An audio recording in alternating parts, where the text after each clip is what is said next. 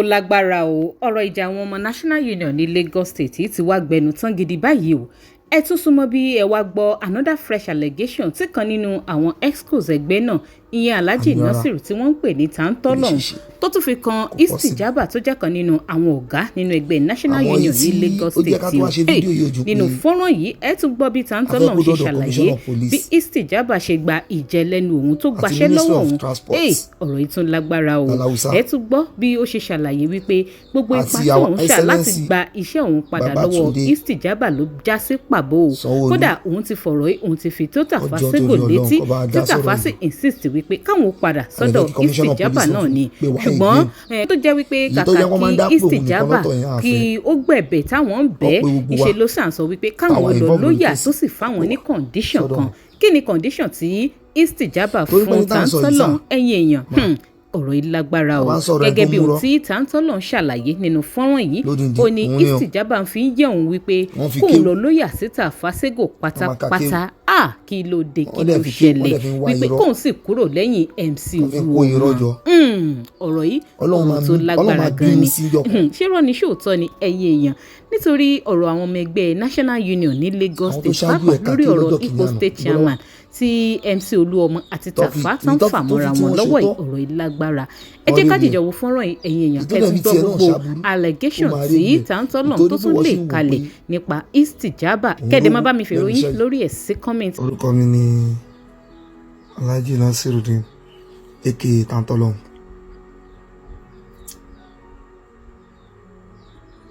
Mo jẹ́ zonal esco zone C first vice. Ẹ jọ̀ọ́ mú fàsìkò yìí pé ẹ̀yin ọ̀jọ̀gbọ́n èèyàn àwọn alálùbáríkà èèyàn àwọn nínú rẹ̀ ẹ jọ̀ọ́ tó lọ lọ́hùn ẹ bá gbọ́rọ̀ yìí. Ọ̀rọ̀ Asis Abiola tó ń pè ní Istijaba òmùmú wa torí pé ó ń bọ̀ wọn là ń dẹ́dẹ̀ o. Oríṣẹ́ mi ló wà tó lóun fẹ́ yẹ̀wò láti bí 2 weeks sínsìn tó ti ń lọ bí 2 months plus báyìí tí mo dẹ̀ wò pé ìlú kí n wá kó má nù lórí. Àti lọ sọ́dọ̀ Alhaji Tafa Sego àti lọ sí state wa àti gbẹ́jọ́ yìí lọ àti lọ fún state secretary ní lẹ́tà wa tọ́dẹ̀ pé wa àtòun náà tọ́ní ká pàdé. Àmọ́ ohun tí Alhaji Tafa Sego sọ ni pé ká lọ bá abẹ kò gbọ́ oníkàlọ́ lóyà onírú lóyàwó tún nìyẹn ó ní ká fi Alhaji Ayinde Musiliu ọmọ Akínsànyà Oluomo ó ní ká fi wọ́n sílẹ̀. Àní rárá kò lè ṣeéṣe kò possible. Àmọ́ èyí tí ó jẹ́ ká tó wá ṣe fídíò yìí ojú pé a fẹ́ kó dọ́dọ̀ Commissioner of Police àti Ministry of Transport lálàúsá àti our excellency Babatunde Sanwó-Olú kó jọ torí Ọlọ́run kó bá dá sọ̀rọ̀ yìí o. A lè fẹ́ kí Commissioner of Police náà tún pè wá again. Èyí tó jẹ́ kó máa ń dá pé òun nìkan lọ́tọ̀ yẹn àfẹ́ kó pé gbogbo wa táwa involve lórí kéèsì kó pè wá sọ́dọ̀ wọn. Torí pé ní tá à ń sọ yìí sáà máa tá a bá ń sọ̀rọ̀ ẹni tó múrọ́ lódìndín òun ni o wọ́n fi kéwú wọ́n máa ka kéwú wọ́n dẹ̀ fi kéwú wọ́n dẹ̀ fi ń wá irọ́ wọ́n fi ń kó irọ́ jọ Ọlọ́run máa bínú sí ìjọ kan. Àwọn tó ṣáájú ẹ̀ka kéwú lọ́jọ́ kìíní àná níbo ló wà tó fi tí wọ́n ṣòótọ́ wọ́n rèrè ẹ̀ ìtòdẹ̀ fi tiẹ̀ náà ṣàbúrú ó máa rèrè ẹ̀ ìtòní pé wọ́n sì ń wò pé òun rówó lẹ́nu iṣẹ́ yìí ó dẹ̀ wọ́n pé kò sóhun tó lè ṣe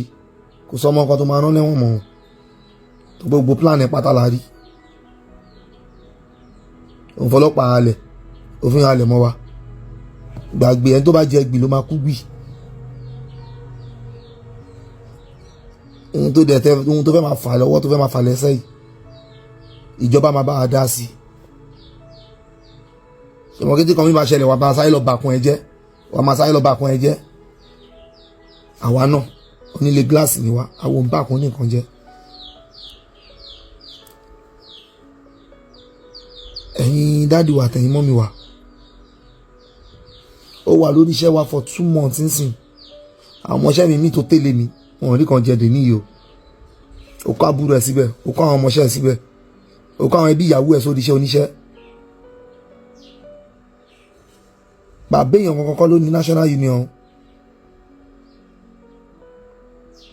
ṣáà mọ́ra wa ni Azeez Abiola ṣùgbọ́n revenue ló ń gbà tẹ́lẹ̀ PDP ṣáà ni ẹ́ APC làwọn láti ilẹ̀ ṣùgbọ́n káwọn tẹ́jọ́ ṣe PDP pè mí pé o máa ń lóyàn use and drop ni ó padà ṣe tó tún ní kí màtí kejì mi tún wà lọ́jà